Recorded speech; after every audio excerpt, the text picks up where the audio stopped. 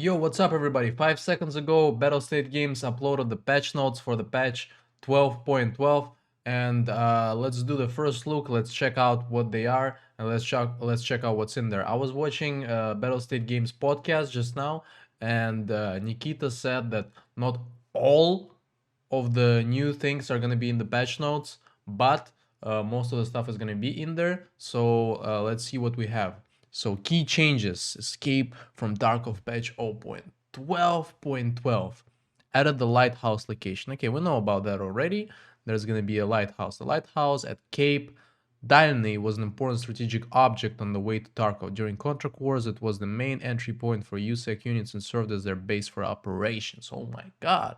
After the conflict, Scavs took a fancy to this place until the old owners returned, who decided to stay in Tarkov and establish their own order. Oh my god.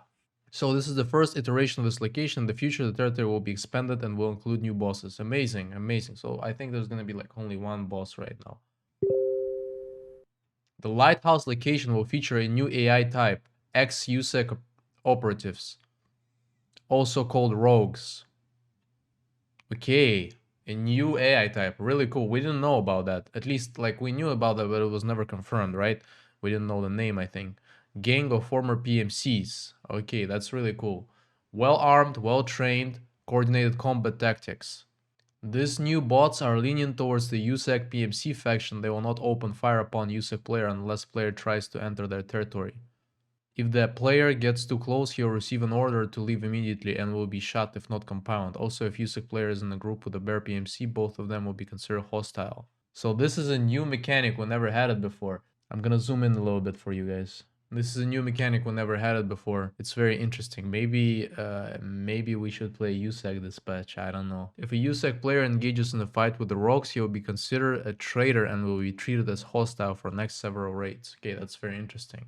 Number 3, inertia has been added to the game. Let's go for more realistic movement. Yes, because everybody is drunk in real life. All right, my bad. Sorry for crying. Inertia manifests itself in the following situations: walking and strafing, sprinting, sharp turns during sprinting, landing after jumping or falling from a height, leaning and sidestepping. Okay, we'll see how it is. It's very hard to expect anything. You need to actually get in game and see it for yourself. Expanded crouching and getting up mechanics. Now the duration of this action depends on the degree of the weight overload. Getting up drains stamina. The amount of spent stamina depends on the degree of the overload and the number of changed stance bars. Okay, interesting. That's basically the crouching and standing up inertia. Expanded the weapon malfunction mechanics. Okay, now we're gonna have more types of malfunctions. Failure to eject, failure to feed, and jammed bolt. 3 different types of malfunctions. 3 new different types of malfunctions. Malfunctions cannot occur in new weapons with durability more than 93, except malfunctions caused by overheating. Now, that's what I've been talking about in previous videos. Now, in order to fix the malfunction, you need to determine its type first. To do this, you need to inspect the malfunctioning weapon via the weapon inspection hotkey. Number 6, weapon overheating and related effects have been added to the game. Weapon heat up after each shot. The heating rate for each shot depends on the cartridge, barrel, and other heating related elements of the weapon. Oh, that's very interesting. That's what we saw in the trailer when the suppressor gets red. Okay, interesting part here. The degree of overheating can be monitored by the visual state of the barrel and muzzle devices.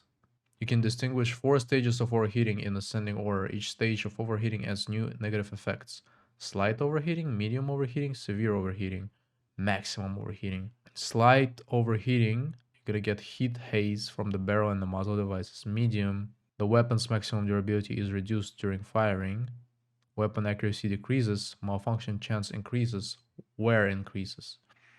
Severe overheating, the weapon is very hot. Weapon's rate of fire changes, possible cooking off chance. Oh my god. And maximum overheating, the bolt gets jammed. That's very interesting, and I think that's, even though it's going to be very annoying, that's very cool. Improve the mechanics of external ammo ballistics. Now when calculating the flight trajectory and the energy, the initial speed, bullet weight, bullet diameter, its shape, and ballistics coefficient are taken into account. Previously only initial velocity and bullet weight were taken into account. And here are the new graphs of bullet drop. Check it out. I'm gonna keep it for you to check out. So according to Battlestate Games, this will make the new bullet trajectory more realistic and closer to real life scenarios. Adjusted recoil mechanics when shooting. Reduce the automatic recoil compensation when firing long bursts. Let's go. Decrease the recoil reduction bonus from skills. Let's go. General refinements and improvements in the recoil system. Okay, that's very interesting to see, and I think that's a really good change. I actually like that. VoIP. Added voice communication functionality. To enable it, you need to go to sound settings and check the enable VoIP box. So by default, it will be disabled, but you can enable it once you open the sound settings. Insults, playing music, clogging the air, and other improper behavior when using VoIP can lead to both the blocking of its functionality and banning of the in-game account. VoIP works only in raid and only push-to-talk mode. Players cannot talk for more than 15 seconds consecutively. This means that every 20 seconds in a raid, you can only talk for 15 seconds. Pressing the push-to-talk button too often will trigger a short-term auto block. You can send reports on inappropriate VoIP usage. To do this, go to gesture menu and press the report button while the other player is talking or was talking 2 seconds ago. You cannot report members of your group. The audibility of the voice depends on the distance of the speaker as well as on all other sound modifiers. Scavs can pay attention to players talking. VoIP can be quickly disabled from gesture menu or via the hotkey. The push to talk hotkey can be reassigned in control settings. Interesting. Let's see. Super excited for that. Expanded the operational tasks. Added description variety. Added the completed operational task statistics to the player stat screen. Added the exit through the specific extract condition for the exit location type tasks. Okay. Added the ability to partially use different types of food and drinks. Only the duration of the effect changes from the amount consumed. All buffs stack up only to the original buff's value. Added the ability to partially use different types of food and drinks. Added new items, new weapons, new weapon parts, 4 new hand grenades, including impact grenades, could be very OP by the way. New equipment, new barter items, new keys, new storage cases, injector case and keycard holder. Rangefinders, 5 new cartridges, new clothing sets for USEC and Bear, new unique armbands, new face types for both factions at the start of the game, added new quests on the lighthouse location, graphics changes, screen space reflection, reflection effect from wet or glossy surfaces, water surface. The technology has been completely redesigned. Now the reflections look more realistic with the load in the system noticeably reduced. Wow, great job BSG. Added optimization for vegetation rendering at long distances. This allowed us to significantly reduce the CPU load in locations with a large number of trees and other vegetation. Okay, so they decreased the CPU load, which is amazing. If they actually did that, our FPS is gonna go up because the game is very CPU heavy. Reduce the desaturation effect during rain. The picture is now more vivid. Okay, the game will not look like real Russia. It won't be as gray as it used to be, and bunch of fixes. Fixed an issue where trader restock times were not updated until the client was restarted. That was a very annoying bug, by the way. Good thing they fixed it. Fixed an issue of overlapping sounds on the stairs of the 3-story dorm on customs.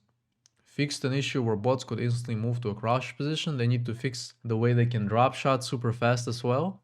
Fixed an issue where a trader's restock timer could disappear after the timer ended. Very annoying bug too. Fixed an issue where the bare old school pants could disappear. Very sad. Very sad because I really like to look at the bare PMC without pants, but I guess it is what it is, guys. All keys, this is a big one. All keys now have durability, 100 units except for the keys that already had durability. I don't know if it means for keycards as well, but damn, that's a huge change. And it's gonna affect the key prices and everything in the game by a lot.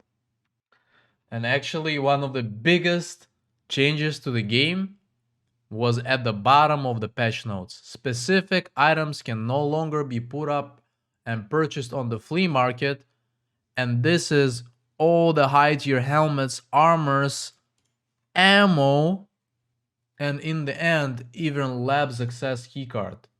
I'm gonna be real with you, this will change everything. This will change the game forever if they keep it. And this is a huge change. Honestly, I don't think that's a change that anybody expected. And we can only see how it will affect the game. But I think the game will really, really change after that one. And we will have almost no geared people in the raids. And we will have way less people. And we will have way less geared people in the raids. And way less people playing labs too. Thank you so much for checking out patch notes with me. I will be live as soon as the patch drops in a few hours. Don't forget to stay hydrated, subscribe to the channel, turn on notifications. Let me know in the comments what you think about those patch notes and how you're gonna start your wipe. I'm also gonna be dropping a lot of YouTube videos and guides for early wipe that will be available on the channel and that are already available on the channel. Don't forget to check them out. And I wish everybody a great start of the wipe. If you enjoyed this video, don't forget to check out this one as well. It will be perfect fit for your taste.